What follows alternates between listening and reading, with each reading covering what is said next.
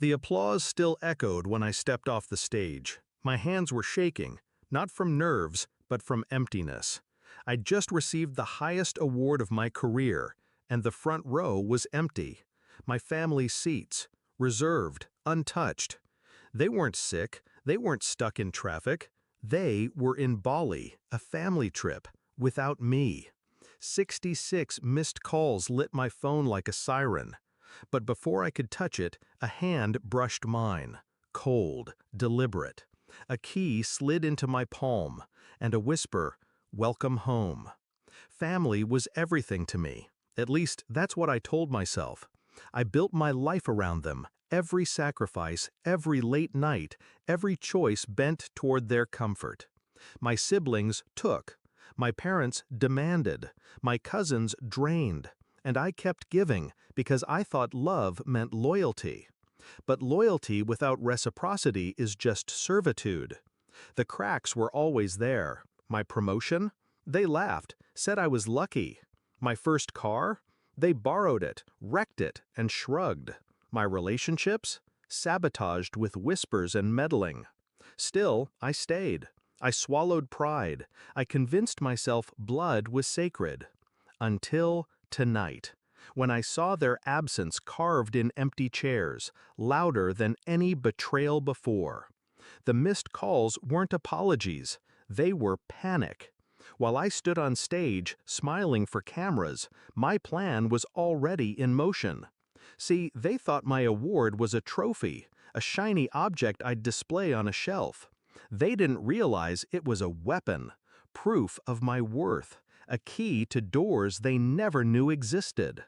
Months earlier, when I discovered the family secret, the offshore accounts, the inheritance games, the property hidden in shell corporations, I didn't rage, I studied. Every password, every signature, every careless message.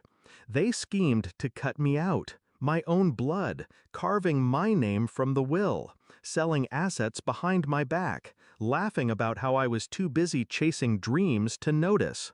But I noticed, and I prepared. The key in my hand tonight wasn't just metal, it was access. To the penthouse they thought was theirs, to the vault where the real accounts were stored, to the empire built on my grandfather's name, the one they intended to erase me from. They handed me the stage, the city, the spotlight, and I used it. While they sipped cocktails on a beach, I met with lawyers, bankers, journalists. My evidence wasn't suspicion, it was concrete. A trail so tight, not even their lawyers could slip through. I moved fast. By the time their flights landed, everything had shifted. Titles transferred, accounts frozen, shares redirected. The whispers of "welcome home" weren't a greeting. They were confirmation. My allies, people they underestimated, people they dismissed, had already turned the locks. The calls came again when they landed.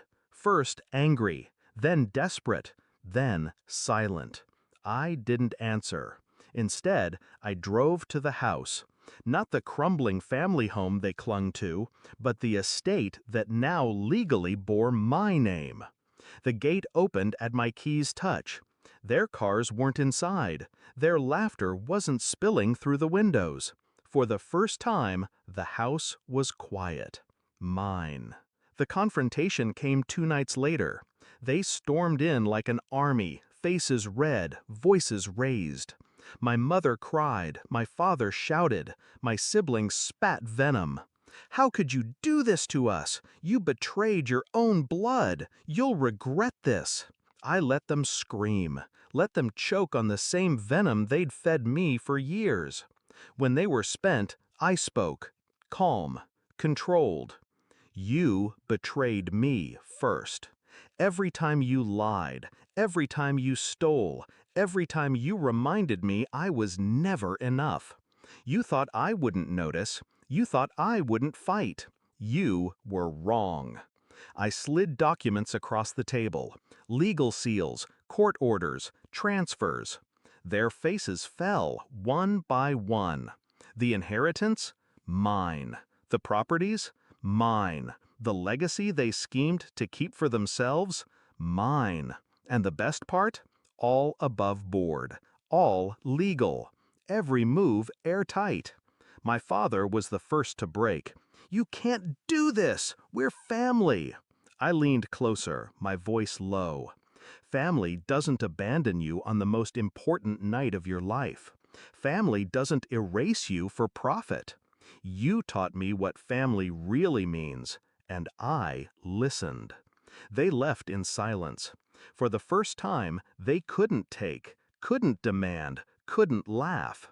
I had taken everything back. Now, when I walk the halls of the estate, I hear echoes, not of them, but of myself. The child who begged for approval, the sibling who gave without limit, the son who believed love was conditional. He's gone.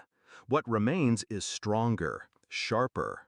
People say revenge is fire. I disagree. Fire burns out. Fire consumes you too. Revenge is architecture, planning, patience, precision. They left me off the guest list of my own bloodline, so I rewrote the guest list. And when the key slid into my hand that night, I understood the truth. I was never coming home. I was taking it.